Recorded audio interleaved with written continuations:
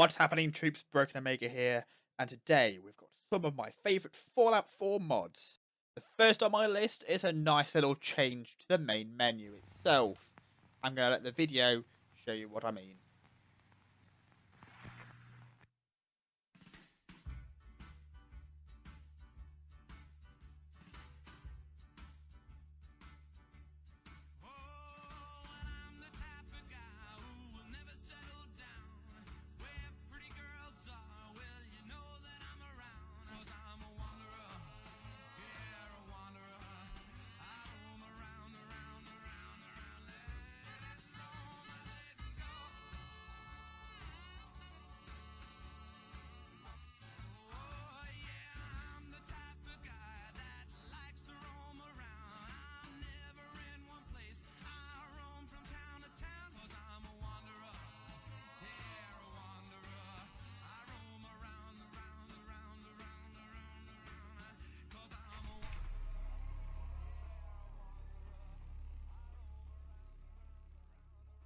Personally, I love the live action intro every time I load up my game. Just a personal preference, might be some of yours as well. Next up, we've got some changes to Diamond City Radio. It adds a lot more songs and more adverts, which stops that repetition after many hours playing the game.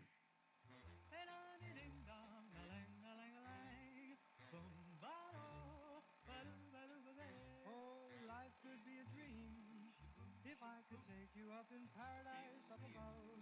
If you would tell me I'm the only one that you love, life could be a dream, sweetheart.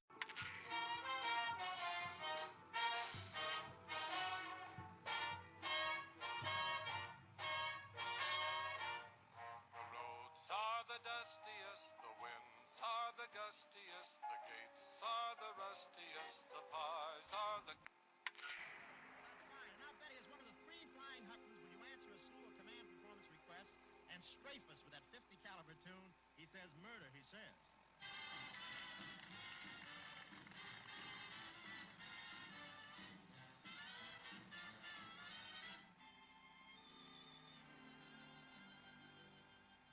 Finally found a fella, almost completely divine,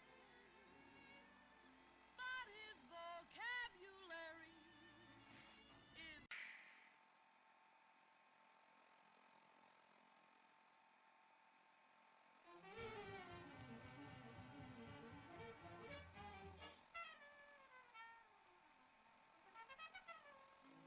Hot ginger and dynamite to drink nothing else but that night. Oh, the bag it in the sack it in the we go to the whack and boop boop boop boop boop. Fat sack and turnip greens, hot dogs and turnip greens. Oh, the sacks, oh, the whack, boot boot boot boot down boot. I'm gonna get the mamas. After playing many hours in the game, the same songs repeating themselves started to annoy me. Hence, I got this mod installed, and it really helped keep the immersion going. Now, this next mod is one of my favourites on this list. It really helps when you're trying to change the style of this abandoned town. Ladies, gentlemen, boys and girls, I present spring cleaning.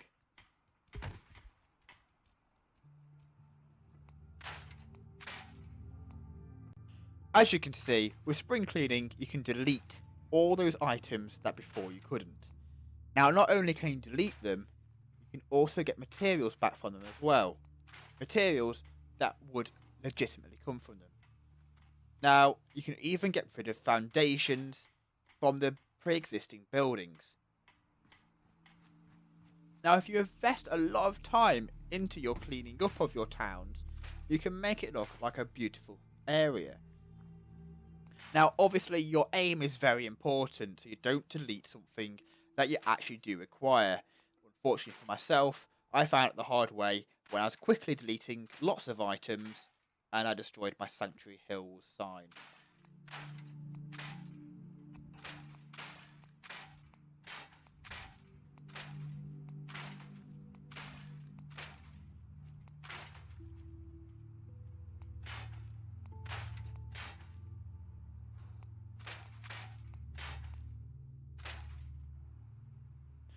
Now, for main chunks of the map, for example, this road piece, you can't actually scrap it but you can pick it up and move it around.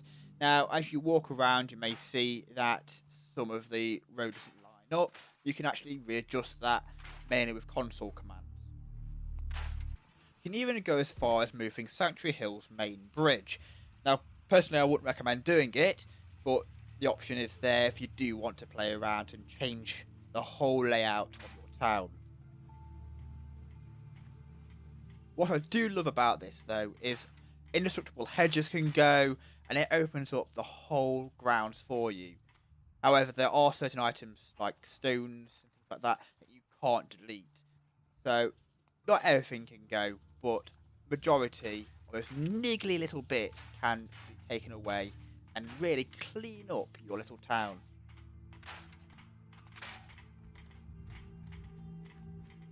Removing those piles of leaves and cleaning up the rubble inside the buildings also gives you a nice little building to work with as well.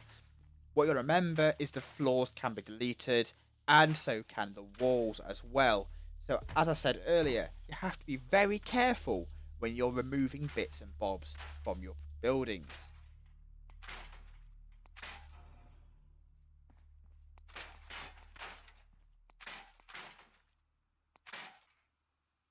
But as you can see, in hardly no time at all, I've practically cleared this whole room and made it a lot more usable. Obviously, if you want to keep it all there, you're more than welcome to, and keep that little bit of immersion there. As for me, I think that they should have kept in the ability to remove these items anyway, or at least have your settlers be able to clean up.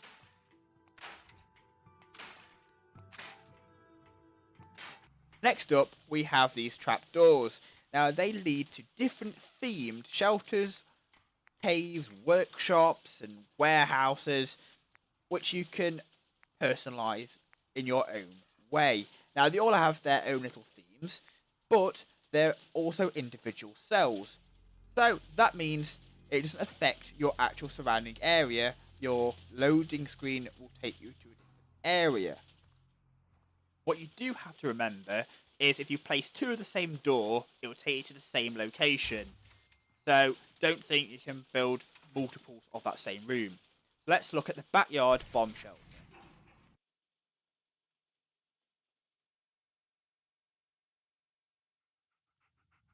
Now the bomb shelter's theme is that of a citizen who can't afford to get into the vault. As you can see, it's tight and cramped, but it's got its own little toilet with Psycho on the floor. Yeah. Now it's a cozy building, but you can have that little bit of immersion of being apparently not a citizen that got into the vault, but you did get into the vault and got frozen. But yeah, we'll skip all that. It has a few little bits and bobs in there, which you can obviously take and use for crafting. It has a terminal, which you can really use for holotapes only. It's got a couple of dressers, as you can see, and even a little bedroom behind you. Now, if you've got spring cleaning on, obviously you can completely gut this room and start anew. Just a word to the wise, that don't move the floors. Will break the cell, as you can see. Not a good idea to do. However, as I said, you can gut it and, start anew. Now, the workshop is fully usable in these cells themselves, which means you can build to your heart's content still, and it means you can change the theme to your own liking. The resources that you have in these little cells, though, are independent to your current settlements.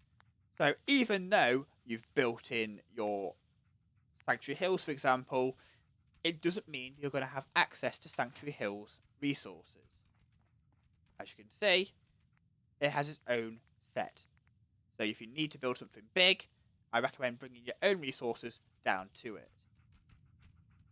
Now, like Homebase, it has its own independent power supply, which has been brought in there for you. You can also toggle the default lights, which turns all the lights off for you. You can also turn off the indoor fog as well, which kind of removes that little misty bit. So obviously it depends on how you want to play. If you want to provide your own power, you can, or you can rely on the current and default power supply.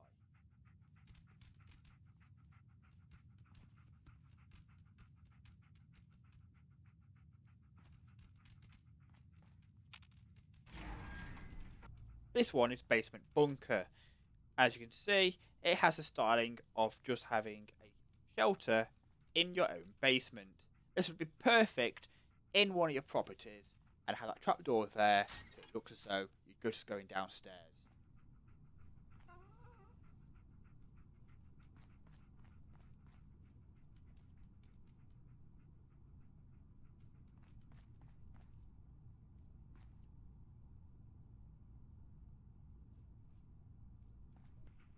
This one is called Cellar Workshop.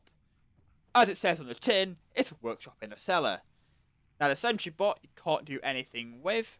It's not from the DLC of Automatron. It's just there for cosmetic purposes. However, this one does have a nice klutzy worker feel about it, and it does have its fair share of workbenches as well.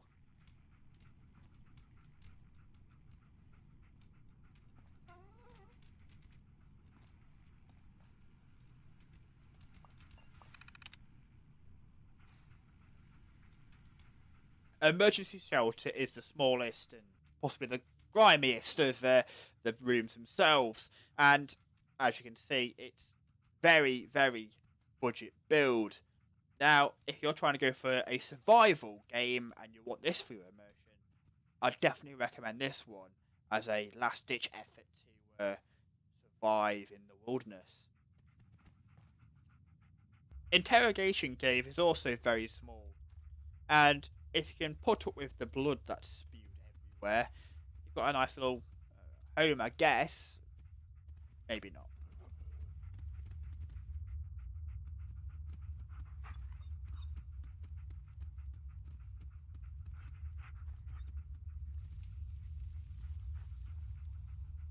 Military Bunker Epsilon has a very big Brotherhood of Steel feel to it, and that's mainly because of the old computers and the promotional posters that are pinned up on the wall. If you're liking that faction, this is probably the one for you.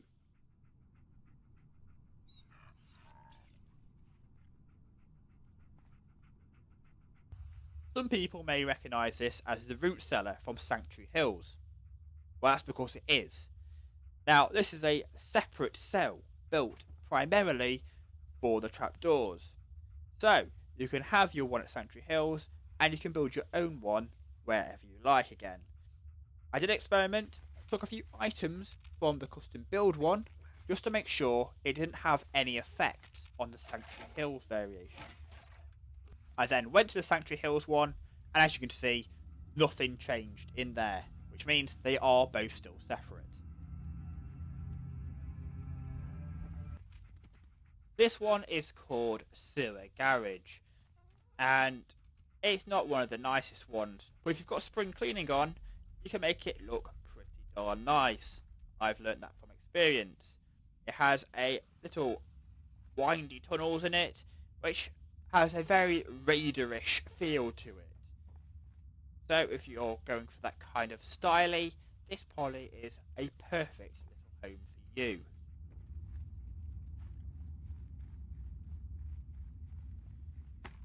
The storage warehouse is a very open plan building with some shelving already in place for you. You can keep it or remove it, it's up to you.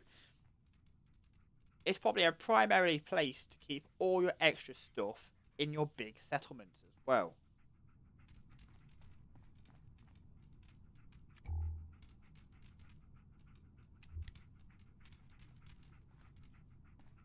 And last but not least, probably my favourite, is the Fallout Shelter. This has such a nice vault feel to it. It's uncanny, and it's basically what it's meant to be. It's meant to be a vault room. Kitchen, bedroom, ensuite, living room, yada yada yada. And this by far is my favourite building of them all.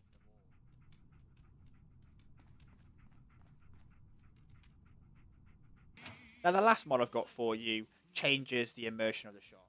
And it's a brilliant one in my personal view. I mean, look at it. The shops actually have items on show for you. I mean, I hated the fact that the shops were empty. I mean, where were all the items the shopkeeper was selling you? So with this, you can see all the items there. It has a greater feel. You see what's on show, and obviously the shopkeepers can have different inventory to it. And the other thing is, you can't steal from it either. So the immersion is still kept there. It's not like you're just going to get a load of free stuff now. I certainly hope you've enjoyed this video. Please subscribe to see my other videos and my future content.